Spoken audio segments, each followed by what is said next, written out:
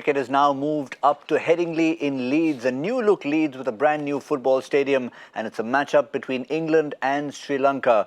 We might talk about it being slightly lopsided as far as where they are in this tournament, but I think there's one more reason you can have a look at why England already start as favourites. Yes, remember, when their symbol, they've got 3 lions. The Sri Lankans have only 1. So they're already outnumbered. I don't know how they're going to deal with that. Let's see what our experts have to think about it. Robin Uthappa, Joy Bhattacharya, 3 against 1. You're already up against it.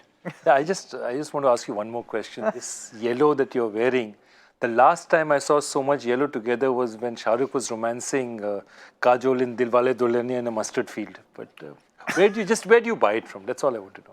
Oh, this is... and guys, if you can't see, there's a dog at the back of it. So if it ever turns around, there's a big yellow-brown dog at the back of this. Yeah, it's actually called the underdog. The symbol is the underdog. So I promise you, if Sri Lanka put up a good total on the board, given that they're batting first, I will, in the mid-show, turn around and show it off. But meanwhile, let's not ignore someone I didn't recognize for a brief moment, but I do recognize him now. Robin, what a new look. Deadly. Thank you. I just thought I'll go closer to my roots. Being from Coog, I thought let me just sport a nice Coogie moustache, and it seems like it's working for me. Do Sri Lanka need to have a new look about themselves? Well, mentally, yes, definitely. I think they take a lot of positives from the previous game. I thought they've always started well. Obviously, their middle order hasn't fired so far, and I think that they're in a place where they'd want that middle order to fire, but at the same time continue to give the bright starts that they've been giving through the tournament. I think that's what their mindset would be at. I think they've been, and it's good that they've decided to bat first. They've decided to back themselves and put a score on the board and then try and defend that score. So I think that's a good attitude to go with, especially against these guys who are considered favourites in this tournament. So I think it's a good choice by Sri Lanka going into this game.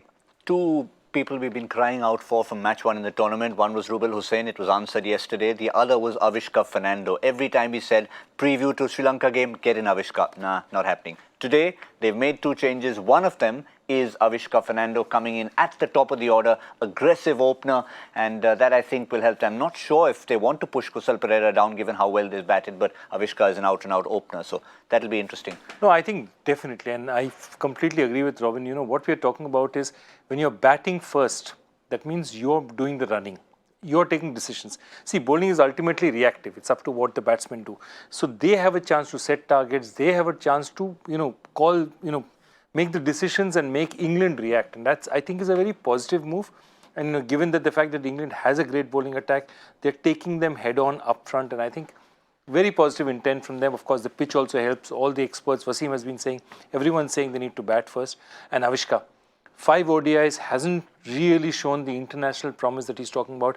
But this is a kid who they've been talking about in Sri Lanka since he was 14 years old.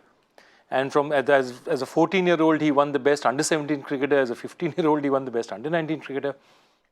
I mean, we've got to see what this guy's about, because Sri Lanka has produced quite a few greats. And unlike Kusal Perera, he didn't switch from right to left to right at the age of 14, which is what he did after looking at Sanath Jayasuriya. But plenty of runs on this pitch, Robin. The last time an ODI was played here, England played Pakistan, put on over 350 in the same series. They got 400 in Trent Bridge. Oh yeah, absolutely. I think once again, like I said, I think it's a good choice to bat first and back themselves, score runs.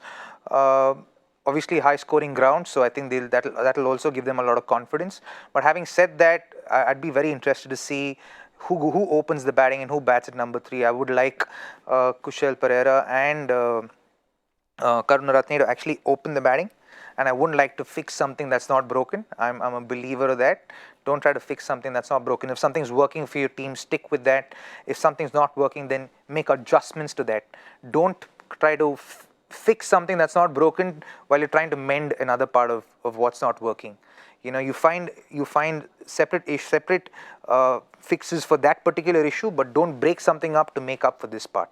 So for me, I'd be very interested to see the first 10 overs of the game to see what Sri Lanka have in mind. Sounds like the mantra. You said it yesterday. Yeah, it's almost becoming broke, a mantra don't now. Fix it. Yeah, we were talking about just this yesterday. Ain't broke, don't fix it. And yeah, absolutely. You have an opening batting order that's working for you, that's giving you runs.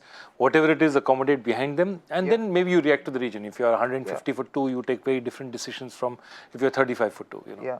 The middle order is something that they'll have to talk about. Kusal Pereira has already ticked several boxes. We know how aggressive they are at the top, but the huge collapses that they've been having, that's the one issue they need to address. So maybe a little more solidity. That's perhaps why we saw that maybe Kusal Pereira could come in the middle over there. We'll see, but that collapse against Afghanistan in particular, I mean, all the others have been... I mean, look, I think Angelo is the core of that middle order batting, and Angelo is so important a cricketer for them. Whenever he's, over the last 5-6 years, he's been the guy. If he's performed, they've done very well, and he's just out of form. The interesting thing is that 3 guys in this team, okay, were in the same school, and St. Joseph's, which is one of their big schools, and together.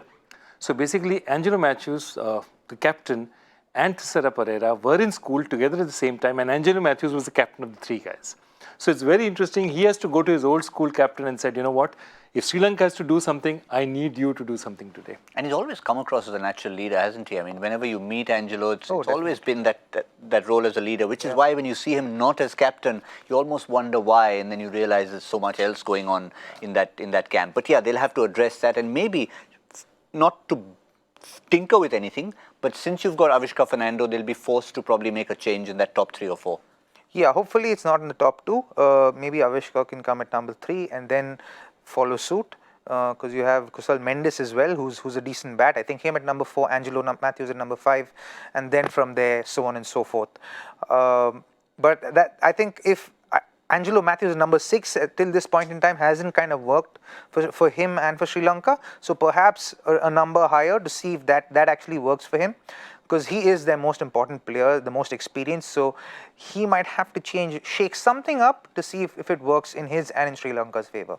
You heard the skipper talking at the toss and obviously giving confidence to his batsmen, saying that, listen, we want to put scoreboard pressure in England. So he's not just saying, okay, let's just go out there and bat. He's saying we want to put up a big score and challenge England. But that was at the toss. Even before the toss, he was very unequivocal about his confidence in the middle order. Lots of talent. They did really good things for Sri Lanka in the recent past. And the only thing they need to do is come up with a good mindset. That's a key area. If you're playing against good teams, strong mind thing, discuss lots about that, and so no point talking about past matches. The only way to go. Yeah, in fact, that's what I was thinking, because it's not 3 years that they just blackwashed Australia in this thing. They smashed them in the test match series, and you're looking at Sri Lankan cricket and saying, wow, this new Sri Lankan cricket, of course, Hairat got a lot of wickets, but it looked as if there was a bright future. Angelo Matthews was captain, the succession seemed to have worked.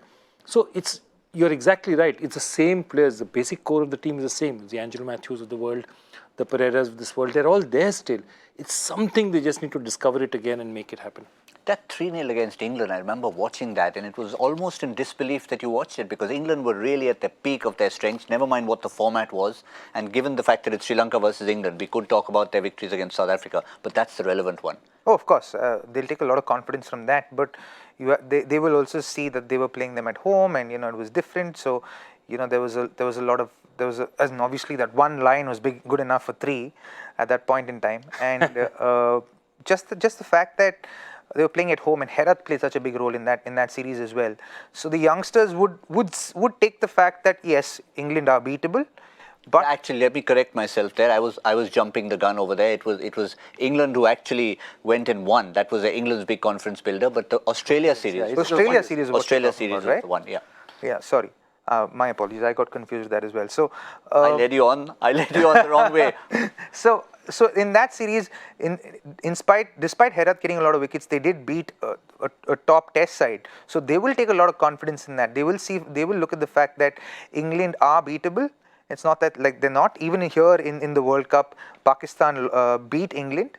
And the fact that their bowling came good at that point in time. So I'm definitely sure that Sri Lanka don't have a terrible bowling side. They in fact have a very decent bowling side. And if they can put up a good score today, then for sure Sri Lanka can give themselves a chance to defend that score, despite how great England are in this tournament right now. Yeah, in fact, I mean, it's one of those series now that I think about it and think about having jumped the gun. Sri Lanka, England was actually, if anything for England, it was a confidence booster in test match cricket. But Sri Lanka then will want to tell themselves that, okay, that's a different format, it was a different time, and we need to sort of start fixing things almost without looking at history, which is what he keeps saying. Yeah, I think that's what, and history for them not only is past history, it's the history of the last 3-4 matches. and they haven't been the side that Sri Lanka has to be. If you see Sri Lanka again, Sri Lanka and New Zealand are consistently the two sides who've always punched above their weight. And here, what's happened to them? If you look at it, look at that list. It's just a 10-wicket loss. It's the way they lost more than anything else. It's losing is one thing. Bangladesh lost yesterday, but losing by 10 wickets to New Zealand. It's a kind of losses that they've come, which has really hurt them more than anything else. So they have to turn around and tell themselves, it's one match at a time. It's not a World Cup. We're playing today. I don't know what's going to happen tomorrow. Then I'm going to take the next match and the next match. And they win a couple, at least they'll go back with something. This team needs something. I also think even that game against Australia, they lost by 87 runs. Had that middle order come through just a little bit, that game would have been very different. And they would have come into this game with a different mindset altogether. That middle order just needs to fire just a bit, because you see they're bowling well, they're getting good starts, getting very good starts in this tournament, in fact. But they're not capitalizing from those good starts. Not just good, but in fact they had the highest power play of the tournament, 87 in 10. Yeah, they had 87 in 10. And they were 107, I think, in 12 or 13 overs. And that's amazing for any batting side. From India to Afghanistan, that's amazing. And so for them, it's about capitalizing on those starts. So I truly hope they don't change that opening slot today. Keep the same openers, maybe bring Avishka Fernando at number 3, and then Kusal Mendes at 4, Angelo Matthews at 5, so on and so forth.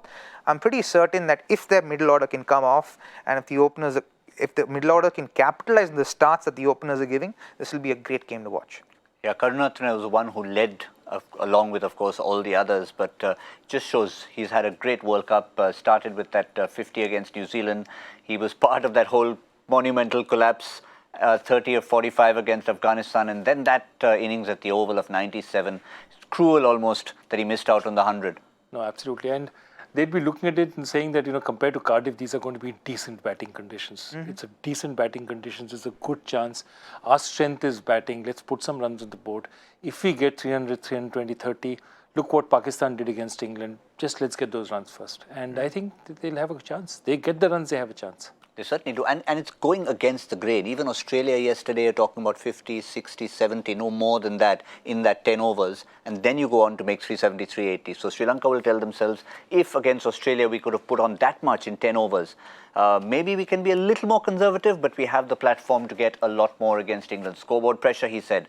And of course, no pressure on all of you. It's just time again to remind you of your My 11 Circle teams. The only pressure you'll see is a little image that will appear in a few seconds. And when that man stares at you, you know that when you selected your match, that's England against Sri Lanka, the only way you can win and win big is for Sri Lanka to put up a big score and for you to beat Saurav Ganguly. His Vada, Dada Ka Vada, is 5 times the amount of cash if you can score more than him. And we've had some huge scores and many people beating the expert. Well, the experts at the moment in this tournament have been the host nation. England have been doing well so far. They're looking like that favourite tag, putting runs on the board every time. This time, of course, they're going to have to chase. Just how much, we don't know. But that all depends on their bowling attack, which has been pretty impressive, but not necessarily setting the stage on fire as much as their batting yet. Yeah, definitely. But, the difference is you just think about this bowling side, and they're a good bowling side. Jofra's just added something more to them. And that Jofra and Woods, the fact that, you get away from one 145 plus bowler and you go whack into another 145 plus bowler, and then you have Vokes who can swing it both ways. I think that's the thing, They have variety, and the biggest problem that, say Sri Lanka would have is, when you were looking at yesterday at the match in Australia, you're saying the 5th bowler, Maxwell Stoinis. How much can I get off Maxwell Stoinis? And here in this case, there's not that one, they don't have that 5th bowler or that weakling 5th bowler, because Moeen Khan is a pretty decent bowler himself. Adil Rashid, we all know about 3 genuine fast bowlers. So that's the one thing, that they don't have an obvious line of attack. The Sri Lankans will have to attack the spinners, but, it's not that they're the easiest guys to hit in any case. And he did say, he alluded to the fact that Moeen Ali and Adil Rashid will get a bit of help. So that's why he hasn't tinkered with the team, hasn't looked to get the temptation of bringing Plunkett back. Because there was a Headingley in the past where you look overhead and you say, we're up north, let's get in more fast bowlers. Yeah, I'm glad they haven't. They've gone to the same team that's been doing well for them, and also Moeen Ali is coming in from a game where he's got 30 of 9 balls. So you want to be able to back his batting skills. He's such an underrated cricketer, and he actually was someone who batted up the order. But I think because the requirement of the team has come down to play the role of a finisher today, and he's playing that role really, really well. So you must give him a longer rope than you give anybody else, because he's playing in a very difficult, extremely difficult position, playing that finisher's role. So I think the fact that he's doing well, and playing his 100th ODI, and he's playing his 100th ODI, which is fantastic for him. But I think even Adil Rashid, I think on this surface, I think there's going to be a little bit of turn that's going to come into play. So it's good to have both these options, and the fact that Moeen bats as well as he bowls, and both with equal amount of quality, I think is a lot of value for this English side. And with the fast bowlers bowling the way they are, I think Chris Woakes is someone they won't tinker with. They will not replace him for Liam Plunkett, because the quality that he brings in and the batting that he brings in is huge for as far as England is concerned. And then they have two outright fast bowlers. Maybe, like he said, if and when they qualify to the knockouts, they look at giving guys rest, because there will be a little bit of niggles, there will be a little bit of soreness here and there, and they probably want to take a game off. They might, they may not, because it's the World Cup, but they also might say, okay, let me be a little far-sighted and say, let me get myself ready for the semis and the finals, and so I'll take a break. Now, England will be chasing, but before I go to the next topic, I just want to quickly build it up in 30 seconds flat with a little bit of history. 1983, these two teams met at Headingley, and there was a chap called Chris Tavare, who was one of their renowned batsmen, renowned opener, but he was not known for hitting too many big shots. In fact, he hit a 6 that particular day. It was the second and last 6 of his international career, where he faced over 7,900 balls, and his average was 600 overs per 6. Now, this is a genuine England opener and a pretty decent One-day side. cricket, you mean? Yeah, one-day cricket. One-day cricket, across one-day cricket. He played Test cricket as well. He was a renowned Test player. Played enough one-day cricket. 2 sixes in his entire career, 600 overs per 6. I think times have changed slightly, because England, if you have a look at their 6-hitting ability in this tournament, Chris Tavare would certainly love to see these figures. All the way from 2014 to 2019, look at how things have changed. And it's a very interesting thing, because if you look at it, 6 every 5 overs. Yep, and not only that, see the rate, you have doubled, more than doubled your 6-hitting ability. Scores have not doubled, because while England might have averaged 250, 270 here, now they average maybe 320, 330. Scores, if the number of scoring had doubled like 6s, then you'd be getting 500s right now. So it shows you how the big hitting has really changed in England, and I think they made it a focus. I think Trevor Bayliss from the very start had said that, big hitting is going to be a focus area. He's brought in specialists, he's brought in, performance dynamic specialists, and they're an amazing team now. They look for it, they look for ways to improve on that, and they look out for hitting also. Is it the kind of thing Trevor Bayliss would sort of go out and say, I've got a new idea today, I've got a new thought process. It's obvious, you guys are professionals, but I'm not going to tinker with what you can do. Let me add something else to it. Yeah, absolutely. I think it's something Trevor would definitely do, right? I think it's right up his alley to try and add 1 or 2 factors into everyone's pre-existing games to improve their own game and improve the face of cricket, so to speak. But I've always maintained that cricket is moving in that direction. I think 20 years from now, cricket would be about hitting big 6s. It would be about how far you can hit them, how well you can hit them, and how successfully you can hit them. I think that's what cricket is moving towards. And today you see the Rishabh Pants of the world, the Shreyas Iyers of the world, even Mushfiqur Rahim today, able to hit 6s at will, right? And I think that's what's coming. The game's moving in that direction, and it's good, it's bad, it's a lot of things. But we got to face the realities of it today. All the youngsters coming through the ranks are concerned about, one is obviously playing the IPL. So how do you play the IPL? How do you give yourself the best chance to play the IPL? To be able to hit big 6s at will. And that's the name of the game today, right? For the youngsters coming up the ranks. And Morgan especially, I mean, if you look at him, not that we didn't know he had the ability, but if you had to pick a few people and said this is the guy who's going to hit the most sixes, you'd have a lot of other names that would come into the picture, but Owen Morgan would be slightly low down the list, which obviously shows there's been a conscious effort, both technique-wise and temperament-wise, to do that. Look at that in terms of number of sixes, 8 sixes per game. That's the difference in 2019, which again is a stark difference from even a year ago. Yeah. No, I think they've set themselves up, and they've set themselves up also to peak around this period. Also, the composition of the batting order has changed. Still, you have a situation where, other than Joe Root, and all the top 7 are really six-hitting monsters. And it's not that Joe Root can't. It's not like Joe Root can't hit either, right? He can hit a 16 whenever he wants to, and when push comes to shove, he will hit you. He will hit a 6 when the teams requires it, but everybody else in that lineup, even Owen Morgan for that matter, has been someone who's been flying under the radar as far as six-hitting ability is concerned. If you see his scores in the last year and a half, you will see that he's got a lot of sixes, played a lot of these quick fire innings, got a lot of hundreds in less than 80 balls. He's done that quite a few times. So it's not like he hasn't been doing this. It's just that everybody else's performances have overshadowed his because of where he comes. He comes in again at number 5, number 6 in that position, a quick fire 60, a quick fire 70, compared to say a 150 will fly under the radar, right? So that's what he's been doing, and so this one was a long time coming, and you saw that, and ones who follow the game like us would understand that this was going to come from Owen Morgan at some point or the other. And straight after Owen Morgan, you have someone, again, you talk about going unnoticed, Moeen Ali. He's also got the ability to hit big sixes. We briefly touched upon maybe are they going to ever push him up to open like he used to.